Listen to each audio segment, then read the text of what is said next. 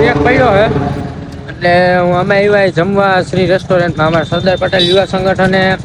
જમવાનું શ્રી રેસ્ટોરન્ટમાં રાખ્યું હે શ્રી રેસ્ટોરન્ટ હું તમને બતાવું અંદર ને બધું જમવાનું કેવું મળે શું અહીંયા ભાઈ આવો ને એટલે જમવામાં હે ને મજા જ એવી રાખે આમ જોઈ લ્યો નજારો એ રાતે આવો ને ભાઈ નાના જ આવે દરવાજો ખોલવાનો તમને બતાવી દઉં મેનુમાં શું છે જો ભાઈ હું તમને મેનુ બતાવું ને તો મેનુમાં હે ને રોટલી છે 2 જાતના શાક છે દાળ છે ભાત છે સલાડ છે અથાણું છે ગોળ છે અને ફ્રાઈડ સાથે સાથે છાશ અને ભાઈ બીજી એક વાત કરું ને તો એની હે ને ચોકસાઈ મને બહુ ગમી તમે જોઈ લો એની ખાલી ચોકસાઈ